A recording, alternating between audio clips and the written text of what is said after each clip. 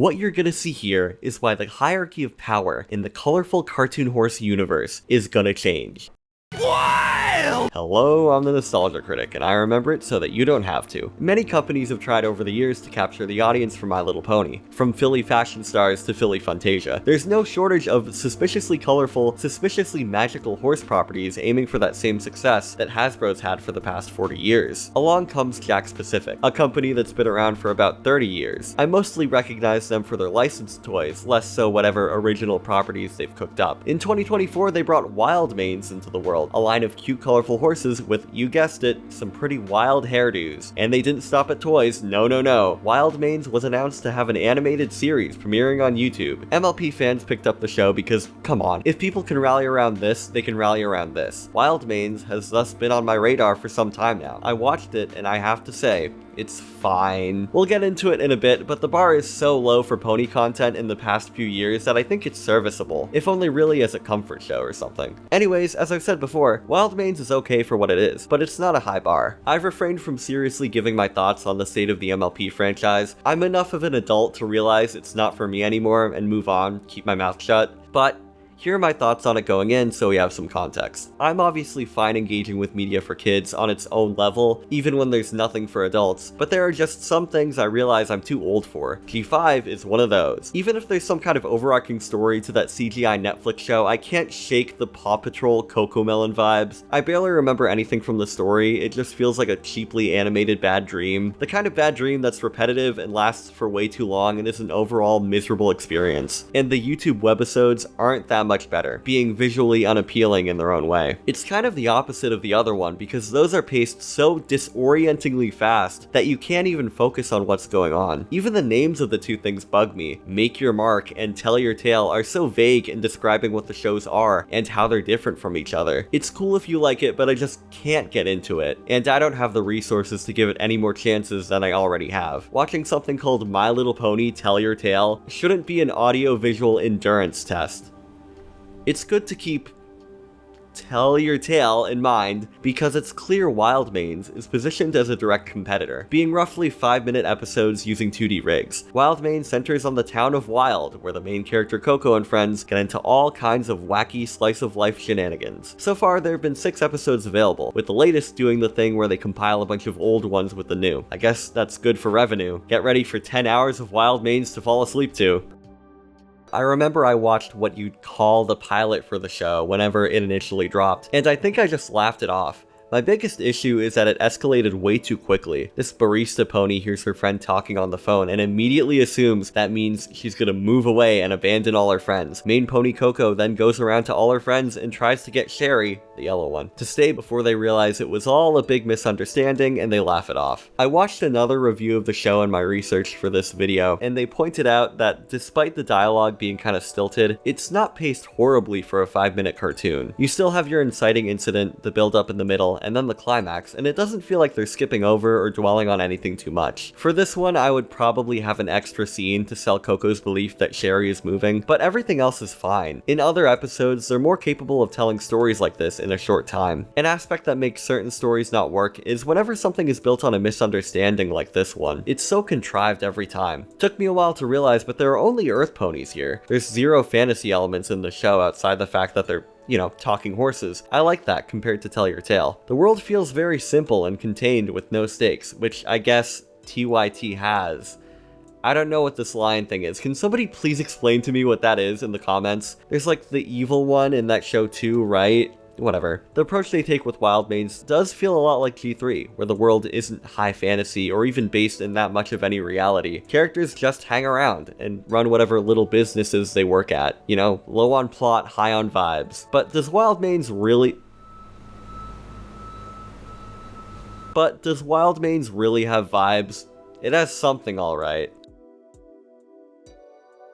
Coco is our main protagonist, and window into the wild world. I think she's a very interesting character, and not only how she's written in each episode, but the gimmick that happens with her. A few times in an episode, Coco takes time to break the fourth wall and address the audience directly.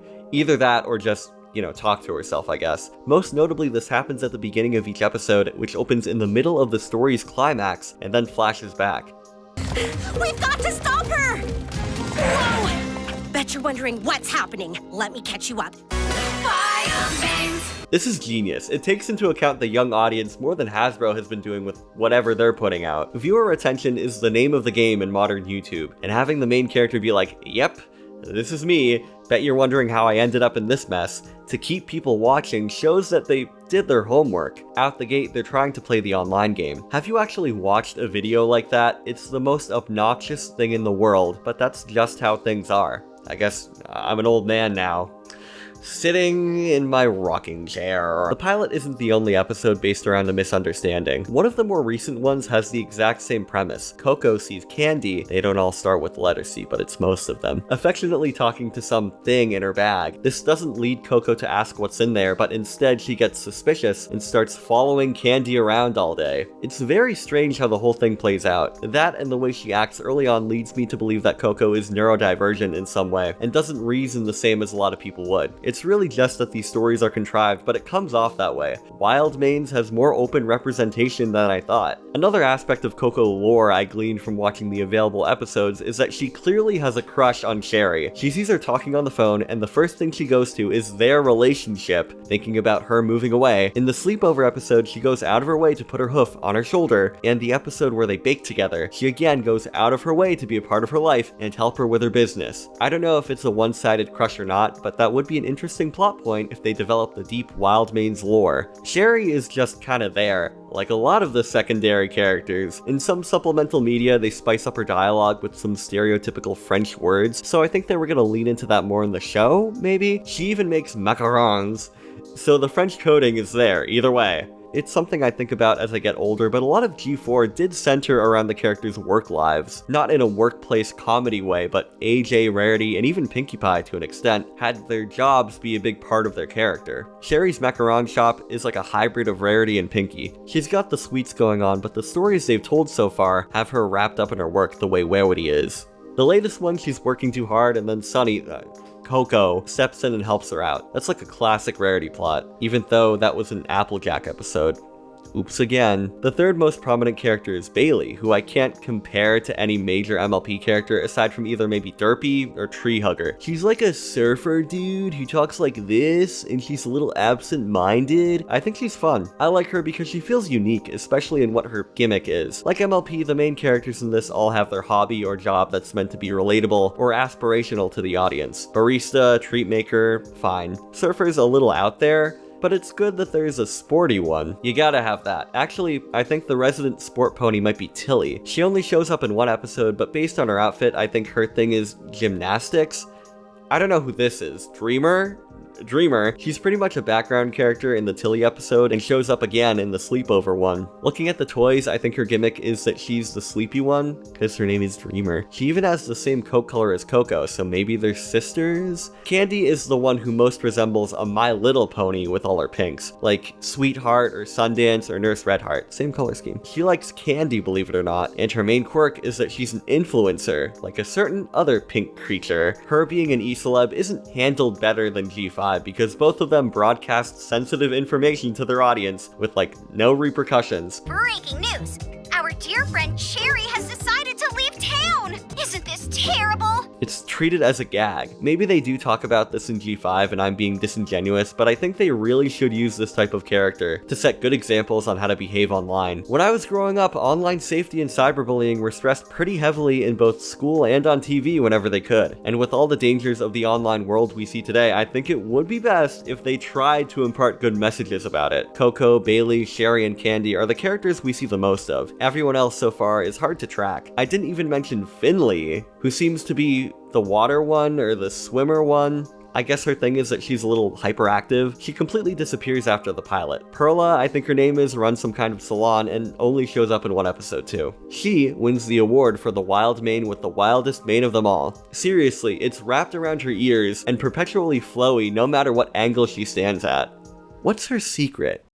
The hairstyles are the main design feature that distinguishes the characters from each other in all these pony properties. Wildmane's is a little more over the top than usual. It's kind of egregious, especially if you look at the promo art for the toys, there's even more detail. That's a play feature. I can't fault it for that when the appeal is that you brush and style them. They take that aspect of MLP toys and dial it up to 11. I'm not really interested in toys at the moment, but I do want to talk about how that design choice gets translated into the cartoon. You ready to get into some technical animation talk?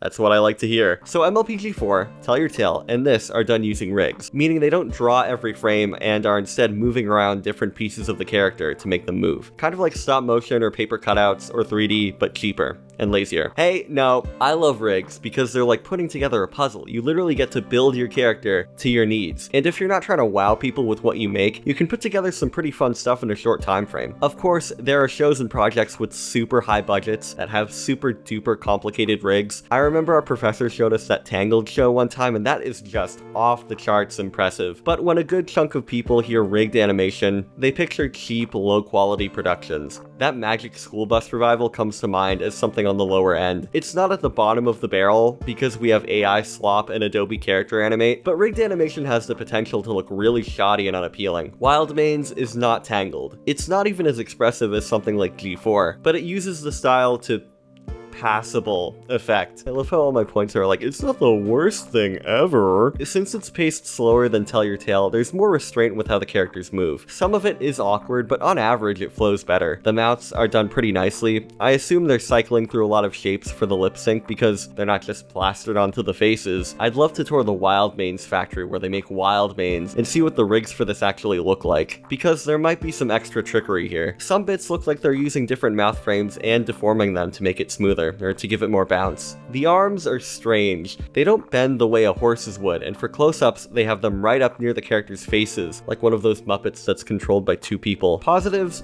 it lets them have more expression, and it's better than Tell Your Tale, again, because when you see them from most other angles, it doesn't look that awkward. With rigged animation, you're able to have the characters look more detailed than in a hand-drawn project, since you're not drawing them every single frame. Tell Your Tale, while actually having background characters, give them a plus, doesn't do this. Wildmane's does, another point for them. I really wish they animated their hair differently. I'm bringing in G4 as an example now. When the characters' heads move around, their hair usually bounces a little. It's subtle and works because those characters' hair and tail, pretty small compared to the rest of them. Wildmane's does the same thing, but since their backs of their hair are so big, it looks like a big flat cardboard cutout. If their hair was separated into different parts that moved independently, it could have looked more believable, but it's distracting as is. Maybe they're just using a lot of hairspray. That's the thing they should dive into. Where does all the hairspray in this world come from? I think the characters could benefit from being a little more emotive, not like season 9 of MLP, but maybe have more variation in pupil sizes and the way the eyebrows move. I keep thinking of Bluey. From what I've seen of that show, they're able to get pretty expressive with the simple character designs they have. Maybe take cues from that. Backgrounds too kind of remind me of it, with how light and pastel-y they are.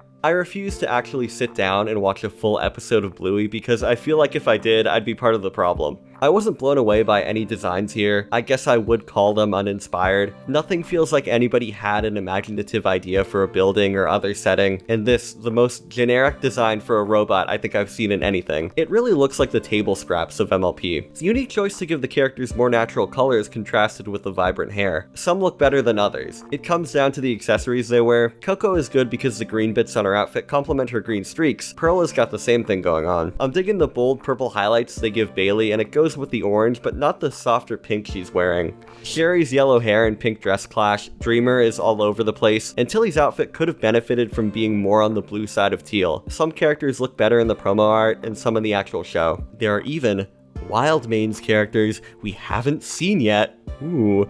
I think the one on the bottom right has a nice color scheme, and what I presume is a pony based around ice cream is a fun design. The donut one looks fun too. I think by default, the horses with more desaturated coats are gonna have better color harmony, and overall, I'm sure all their palettes look fine when they're in toy form. The toys I won't go into as much because I'm not really interested in that part of it. I tried collecting MLP but realized it's not for me. I can still appreciate the way they're designed. There's no full playsets released so far, only the horses themselves and a cart here or there. I only noticed noticed this when I saw the commercials they put up on YouTube. There's a weird amount of articulation in the front legs. I have no clue what that's about. Maybe so you can pose them in interesting ways? That's a plus over MLP, but I imagine some kids would find it weird looking. The toys emphasize their cheeks in a way you wouldn't expect from either the show or the art. I commend them for wanting to make things that look more like real horses, but they still suffer from the design choices that made G5 weird looking. The G4 toys had that appeal because it was stylized like the show. But in my opinion, they kind of lost that later on. I think horse toys need to find a balance between making them look like actual horses and making them look cute. This is a step in the right direction, I guess.